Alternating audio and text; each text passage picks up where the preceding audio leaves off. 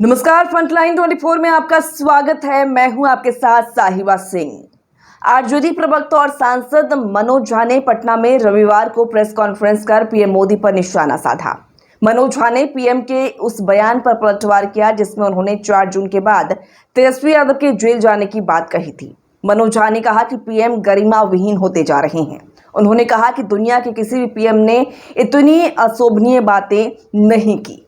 मनोज झा ने कहा कि पीएम मोदी 4 जून के बाद तेजस्वी यादव को जेल भेजने की धमकी दे रहे हैं। उनकी परेशानी का कारण है तेजस्वी का परिवर्तन पत्र। पीएम को पॉलिटिकल बात करनी चाहिए, ये गीदड़ भभकी नहीं चलेगी। मामला बहुत आगे चला गया है। आर्टिकल 15 और 16 का आरक्षण खत्म करने की बात कहता है और अपने सरकारी नौकरियों को ही खत्म कर दिया। आप न्यायालय को चुनौती दे रहे हैं। आप कहते हैं कि आप दैवीय रास्ते से आते हैं, तो अगर कोई यह कहता है तो उसे डॉक्टर के पास जाने की जरूरत है।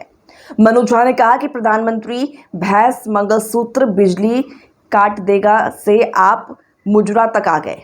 शर्म आनी चाहिए, इतनी घटिया बात कौन करता है। तो आइए सुनते हैं क्या कुछ कहा है आरजेडी प्रवक्ता और सांसद मनोज झा ने। हमारे तमाम साथी, क्योंकि हम सबको कुछ ना कुछ कहना है। हमें ये कहना है कि हमारे देश के प्रधानमंत्री गरिमा विहीन होते जा रहे हैं दिनों दिन। कोई गरिमा नहीं, अज्ञानता का भंडार, झूठ का पहाड़, क्या क्या बोल रहे थे, जातियों का नाम लेकर के। और क्या कह रहे थे, तेजस्वी यादव को धमकी दे रहे थे कि 4 जून के बाद जेल भेज देंगे। न्यायालय को भी मैनेज करने की सोच रहे हैं आप, कानून को अपने हाथ में लेंगे। इस देश में आपके और अमित शाह जी के अलावा आप सबको जेल भेजने की धमकी दे रहे हैं। तेजस्वी से परेशानी क्या है?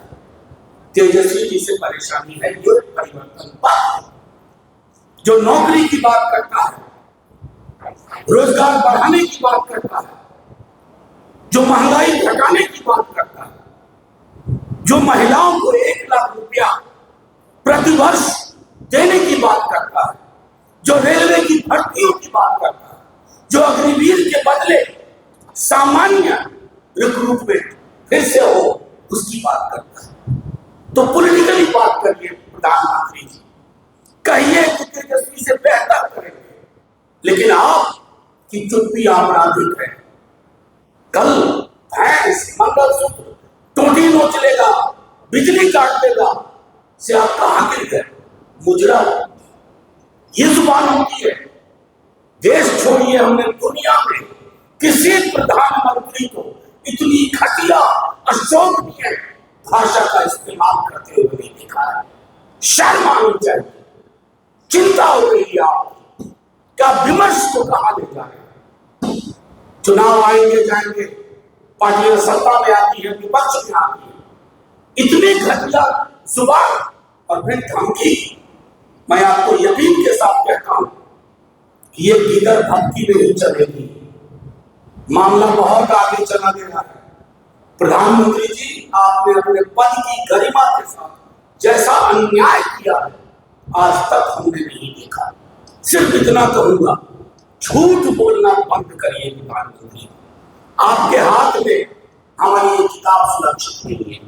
जब तेजस्वी कहते हैं कि आप आरक्षण खत्म कर रहे हो, तो आपको खिसियानी बिल्ली खंबा नोची करने लगते हैं। आप आरक्षण कैसे खत्म कर रहे हैं आप बताओ।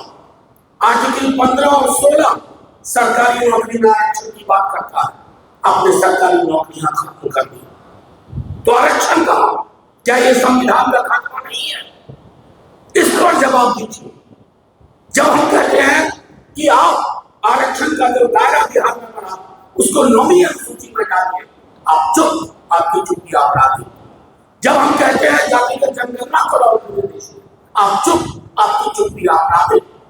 तो प्रधानमंत्री जी किसको मुगालते में रख रहे हैं? इन मुद्दों पर जवाब दीजिए। तेजस्वी जी को धमकी दे करके आप अपने को एक्सपोज कर रहे हैं।